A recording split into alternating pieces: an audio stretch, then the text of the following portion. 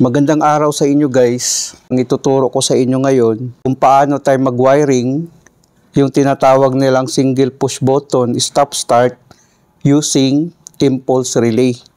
Ito yung impulse relay natin guys, kung makikita natin, no. Ito din siya, no, pareho lang kasi bumili ako ng dalawang impulse relay. Ang impulse relay natin, makikita natin dito ang rating ng voltage niya, no. Mayroon siyang 230 volts, 240 volts AC. Mayroon din siyang 110 volts DC, no. Ibig sabihin, pwede natin to supplyan ng 230 volts, 240 volts AC. Pwede rin natin supplyan ng 110 volts DC. Yun ang ibig sabihin nun. Ang function ng ating impulse relay, pag nakaset ito sa automatic, paglagyan natin to ng power supply, ang A1 at saka yung A2, automatic ito guys, ito siya, mag-on yan. Pag mayroon siyang kuryente yung A1 at saka A2 natin. Pag patay naman, gaganon siya. Pagbalik naman ng kuryente, mamamatay to siya. Bali parang magti-trip siya guys. Yun ang function ng impulse relay natin. Ngayon guys, ito yung diagram natin. Ito yung push button natin, no? Kung nakikita natin dito, ito na siya. Start push button, no? Normally open. Itong IR natin, ito na yung tinatawag na impulse relay. Impulse relay. Ang M natin, ito na yung magnetic contactor natin, no? Ito namang IR natin, ito na yung normally open. Number 4 at saka number 3. Ito yung number 3 natin. Ito siya. Ito naman yung number 4 natin, no? Ito dito. So, ito yung normally open. Ang normally closed naman ay itong number 1 at saka number 2. Dapat nakalagay sa normally open. So ngayon guys, umpisahan na natin ang wiring. Una nating wawiringan guys, itong sa line 1, no? Line 1 ng push button natin, ito siya. Ito kasi guys, naglagay na ako ng wiring sa push button natin. Itong dalawang wire, no? Isa at saka dalawa papunta sa impulse relay natin. So, kinabit ko na dito, no, para hindi tayo abala sa oras. Ngayon, itong line 1 natin, itong dalawa guys, kahit kung saan dito ilagay mo, kahit magkabaliktad man, walang problema. Dahil pareho lang naman ang function yan. Ngayon, ang gagawin natin, itong isa ilagay natin sa power, no, sa line 1 ng circuit breaker natin na single phase. Itong line 1, no? Ito kasi ang line 1 natin. Ito kasi yung sa power supply natin, no? Ikabit natin ngayon.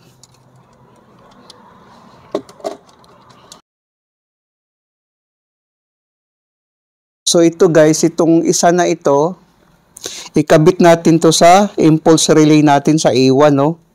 So ang A1 ng impulse relay ito, no? Dito natin ikabit.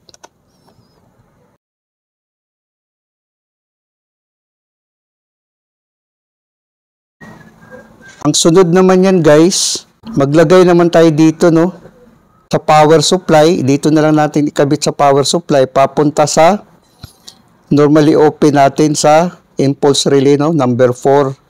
Ibig sabihin, galing dito, papunta ngayon dito sa number 4, no. Dito natin ilagay. Papunta ngayon dito, no, sa A4 natin. Papunta ngayon dito sa number 4, no? Ito yung number 4 natin. So, dito natin ikabit, no?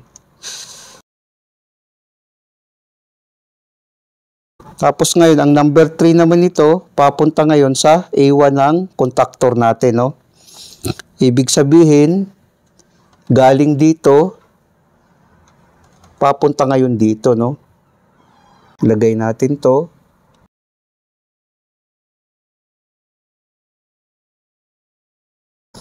Tapos dito rin, no, sa kabila. Sa A1 ng contactor natin. So, mayroon na tayo dito guys, no. Ang kasunod naman yan, yung A2 ng impulse relay natin at saka A2 ng magnetic contactor natin, no. Ikabit natin sa overload relay. So, ilagay natin dito, no, sa A2, no. Dito natin ilagay.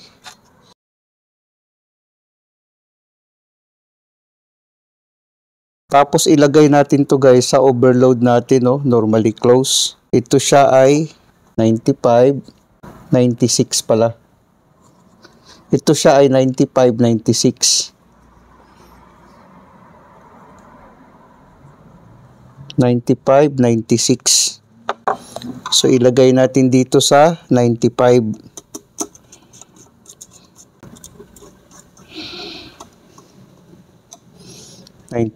Tapos ang 95 naman papunta ngayon sa A2 natin, no. So ibig sabihin mayroon pa tayong isang cable na ilagay sa 95 papunta ngayon sa A2 natin, no.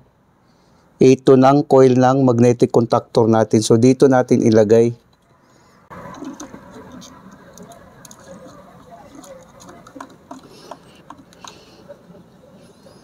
I-ano lang muna natin tong wire.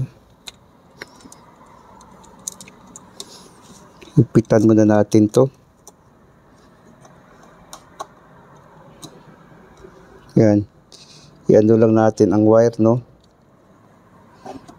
Ganun. Tapos ang kasunod naman nito guys, dito natin ilagay, no. Mayroon pa tayong ilagay dito sa neutral natin. So, ibig sabihin, galing dito, papunta ngayon dito, no? Lagay natin dito. So, ilagay natin to. Higpitan natin.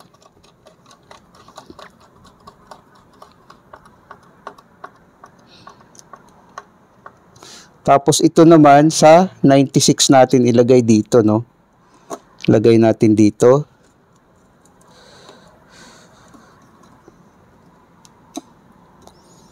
So ngayon guys, tapos na yung wiring natin, no. So i-try natin ngayon. I-on natin. Yan. Ang function nito guys, isang push button ang ginamit natin, no. Bali, pag i-press natin tong push button, gagana ang contactor natin. Pag i-press naman ulit, mamamatay. So ganun ang function niya. I-try natin. Ayan. Gumana yung contactor natin, no. Tapos ngayon, pag i-press naman natin to ulit, mamamatay. Ayan. Bali, single push button lang siya.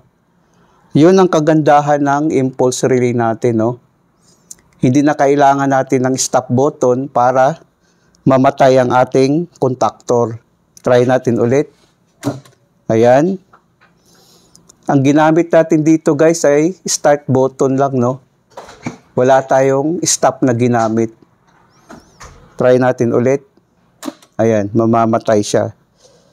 Pag i-on natin to, kung makikita natin dito guys, ang impulse relay natin nakaset sa automatic, no? Pag ganun kasi pag naka-automatic siya, pag i-on natin, mag-on din ito siya guys, para i-close niya yung contact. Pag i-press naman natin to, mamamatay siya, oh. Tingnan mo. Namamatay siya ngayon.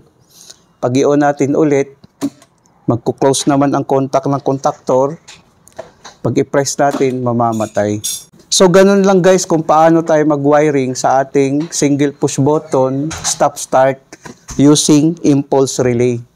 Ganun lang kadali at ganun kasimple pag mag-wiring tayo sa ating single contactor, sa ating contactor using single push button.